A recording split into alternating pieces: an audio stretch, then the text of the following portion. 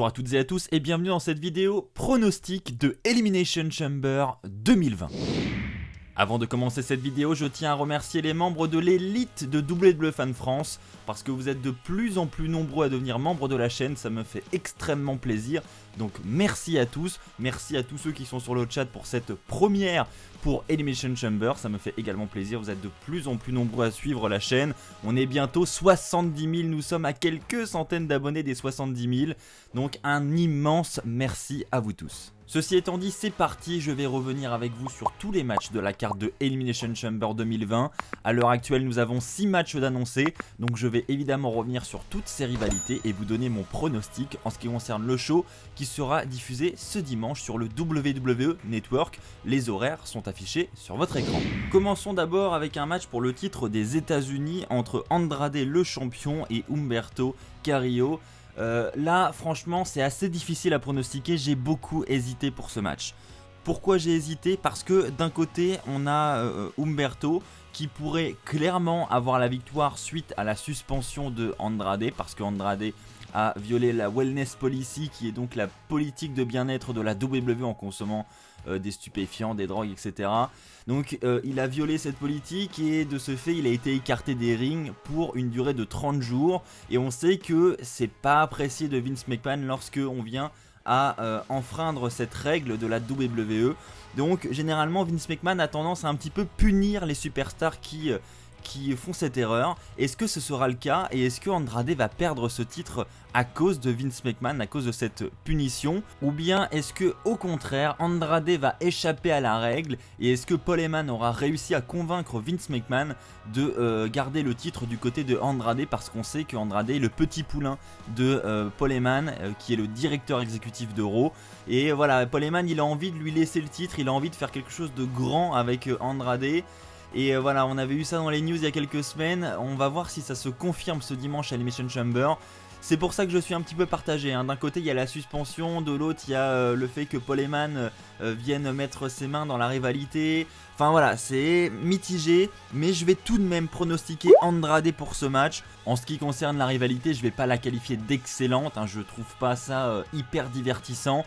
Maintenant, ce qu'il faut reconnaître, c'est que à chaque fois que ces deux lutteurs s'affrontent, ça nous offre de grands matchs, quoi. On a toujours des très bons matchs en in-ring. Maintenant, dès qu'on sort des matchs, dès qu'on sort du in-ring, c'est vrai que la rivalité est beaucoup moins attirante et que sur le papier, ça doit probablement pas être le match qui fait vendre énormément de place. Mais on peut pas leur enlever qu'à chaque fois dans le ring, c'est toujours très très bon.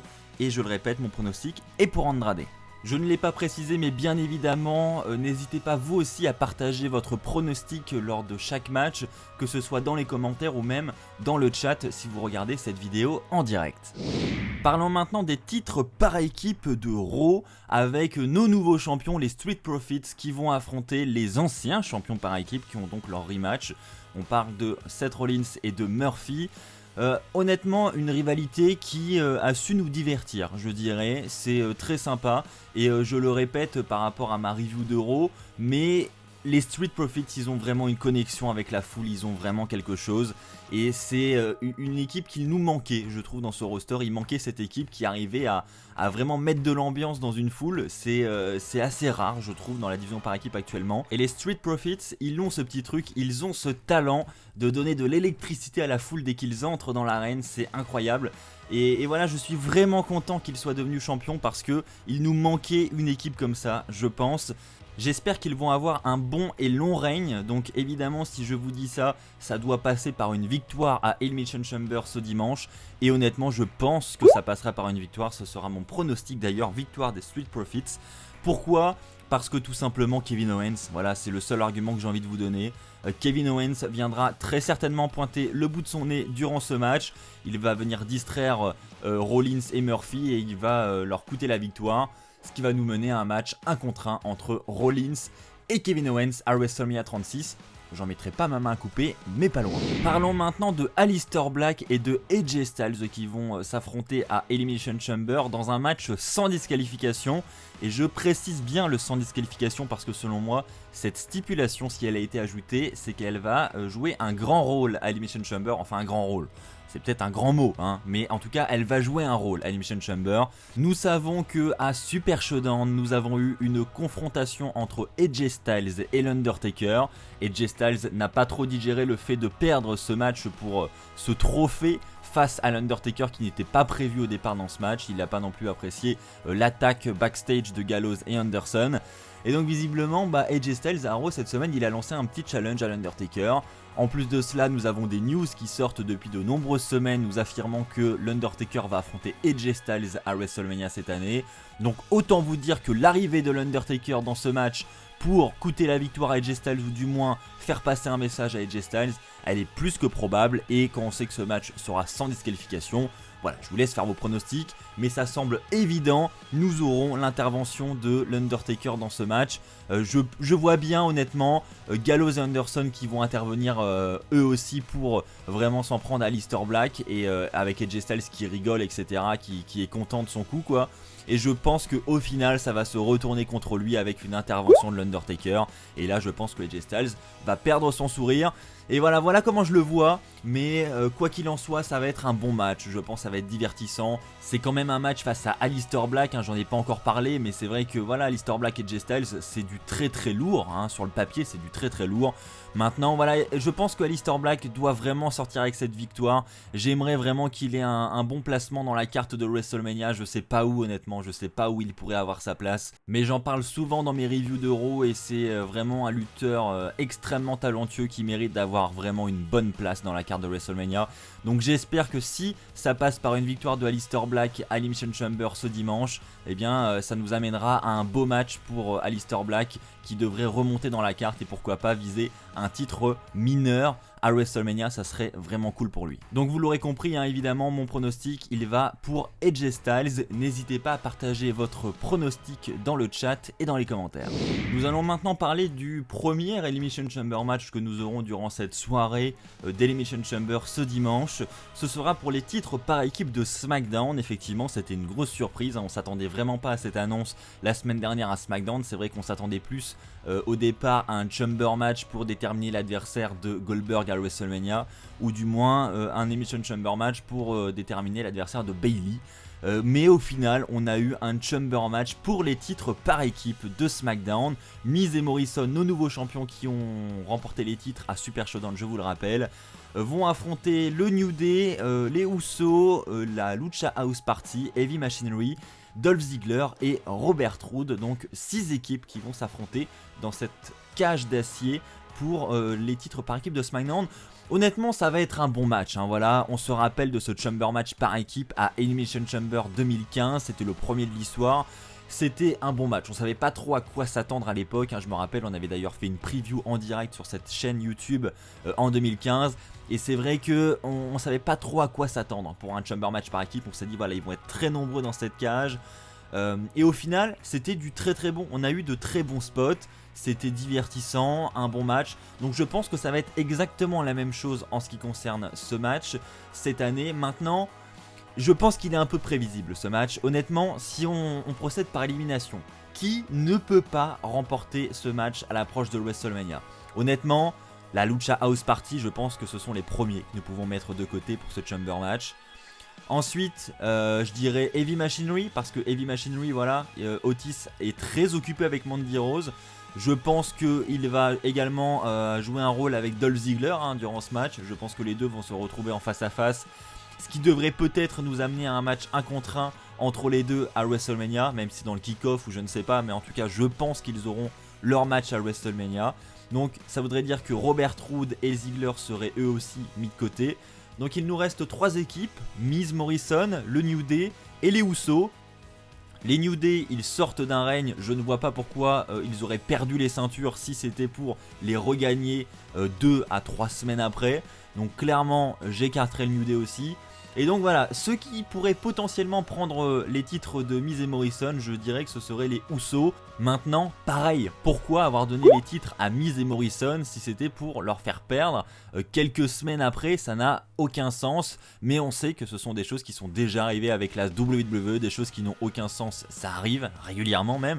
Donc il faut se méfier, mais c'est vrai que comme ça, honnêtement, instinctivement, je pronostique Miz et Morrison et je pense honnêtement qu'ils vont conserver ces titres et qu'ils arriveront à WrestleMania 36 du côté de Tampa avec ces ceintures par équipe de SmackDown. Parlons maintenant du titre intercontinental. C'est vrai que je l'ai beaucoup critiqué ce titre durant mes dernières reviews de SmackDown. Pour ceux qui les suivent régulièrement, vous le savez. Braun Strowman est notre nouveau champion intercontinental, ça j'ai envie de dire heureusement parce que le règne de Nakamura franchement était catastrophique, on ne voyait tout simplement pas le titre, aucune défense, enfin bref, j'espère que le fait de l'avoir donné à Strowman va remédier à cela. En attendant, pour le moment il est toujours en rivalité avec Nakamura, Zayn et Cesaro, donc ça tourne toujours autour de la même chose pour le moment. Mais j'espère que ça va évoluer et j'espère honnêtement que ce sera le dernier affrontement entre Strowman et ses 3 membres de SmackDown parce que ça tourne en rond, comme je viens de le dire, on voit la même chose chaque semaine. Donc personnellement j'en ai marre, j'ai envie de passer à autre chose et j'espère que Strowman aura un nouvel adversaire pour WrestleMania parce que oui, je vous annonce la couleur dès maintenant, je pense que Strowman va conserver sa ceinture. En tout cas je ne pense pas qu'ils vont refaire l'erreur de la donner à Nakamura pour repartir dans un règne à oublier comme celui que nous avons eu il y a quelques mois.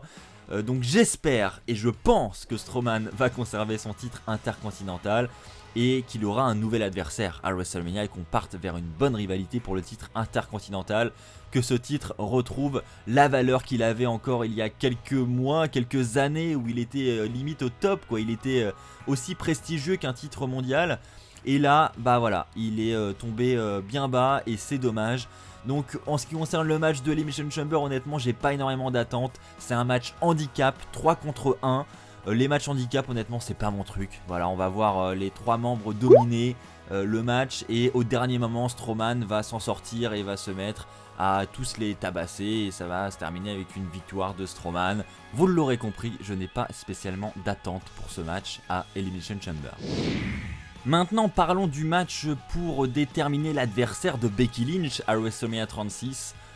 Je me demande honnêtement si ce n'est pas l'Elimination Chamber match le plus prévisible de l'histoire de la WWE. Dites-moi ce que vous en pensez dans les commentaires, mais honnêtement, qui pronostiquerait une victoire autre que celle de Shayna Baszler pour affronter Becky Lynch à WrestleMania 36 ? Honnêtement, enfin je veux dire, ils ont déjà commencé à nous teaser la rivalité depuis 2-3 semaines quoi, je vois pas comment on peut passer à côté et je comprends pas l'intérêt de ce match. Il aurait été tellement plus logique d'organiser un Chamber match du côté de SmackDown pour déterminer l'adversaire de Bayley où là on avait beaucoup plus de doutes, même si ça tourne autour de Naomi et Lacey Evans en ce moment. Voilà, ça aurait été beaucoup plus cohérent. Mais là, voilà, donc on aura Natalya contre Liv Morgan, contre Shayna Baszler, contre Asuka, contre Ruby Riott, contre Sarah Logan. Et donc celle qui remporte ce match affronte Becky Lynch à WrestleMania 36. Voilà, c'est clairement prévisible, je ne sais pas quoi ajouter parce que clairement pour moi il n'y a aucun doute. Si Shayna Baszler vient à perdre ce match, alors là je serai très curieux de voir ce qu'il va se passer au Raw suivant parce que je vois pas en fait, clairement, ou alors ils ont peut-être un match triple menace en tête, mais même pas quoi, je pense pas, honnêtement, non, Shayna Baszler ça me semble évident. Donc voilà, je pense que pareil pour procéder par élimination. Sarah Logan, Ruby Riott et Liv Morgan, je pense que les 3 devraient jouer un rôle ensemble à WrestleMania, hein, je l'ai dit dans ma dernière review de Raw, un match triple menace entre les 3 dans la carte de WrestleMania, parce qu'on sait que les officiels désormais ils aiment bien charger les cartes de WrestleMania. Et bien honnêtement je pense que c'est un match qui a sa place et qui peut nous offrir un bon match. Un peu comme un match triple menace de WrestleMania 26 où on avait la Legacy qui s'affrontait, les 3 membres de la Legacy, ben là ce sera les 3 membres du Riot Squad. Voilà, je pense que ça a sa place, ça sera très certainement pas le match du siècle non plus, mais ça sera un match divertissant et sympa à regarder et puis cohérent surtout. Après il nous reste Natalya, mais on sait qu'il y a des rumeurs comme quoi Natalya ferait équipe avec Beth Phoenix pour affronter les championnes par équipe à WrestleMania. Et les championnes par équipe, c'est qui ? C'est Asuka et Kairi Sane, et Asuka fait aussi partie de ce match. Donc clairement, par élimination, il n'en reste qu'une, hein, comme à Koh-Lanta, c'est Shayna Baszler qui devrait donc affronter Becky Lynch pour le titre à WrestleMania 26 et je le répète mais je ne vois pas comment on peut passer à côté. N'hésitez pas à partager votre avis dans les commentaires. Voilà, pour conclure cette vidéo, je dirais que nous avons une belle carte en prévision de Elimination Chamber. Ça reste tout de même un pay-per-view de transition, on va pas se mentir, la plupart des matchs sont assez prévisibles parce que la carte de WrestleMania semble déjà dessinée et donc c'est vrai que ça influence un petit peu mes pronostics et ça m'aide honnêtement dans mes pronostics. Maintenant les petites déceptions, c'est peut-être comme je l'ai dit pas de Chamber match du côté de SmackDown pour le titre mondial masculin et la même chose du côté du titre féminin de SmackDown, du moins pour déterminer au moins les challengeuses et les challengers pour le titre à WrestleMania. Je suis assez d'accord, du côté masculin ça aurait été assez prévisible, la victoire de Roman Reigns aurait pu être prévisible. Là où ça aurait pu moins l'être, c'est si on avait eu The Fiend, John Cena et Roman Reigns dans le Chamber match.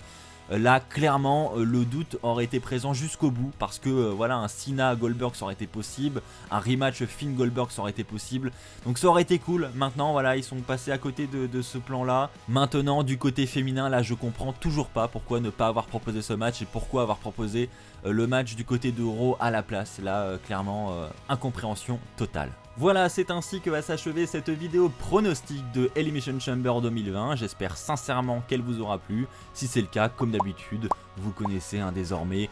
Pouce bleu, n'hésitez pas à commenter, à vous lâcher vraiment dans l'espace commentaire, cet espace il est fait pour vous. Ensuite, vous abonner, la petite cloche. N'hésitez pas également à souscrire à la chaîne YouTube si vous faites partie du top des abonnés de WWE France. Un grand merci à tous ceux qui ont rejoint l'élite de WWE France. On se retrouve très vite, d'ici là portez-vous bien. Et puis comme d'habitude, n'oubliez pas, soyez toujours très fiers d'être fan de catch. Allez, bye tout le monde.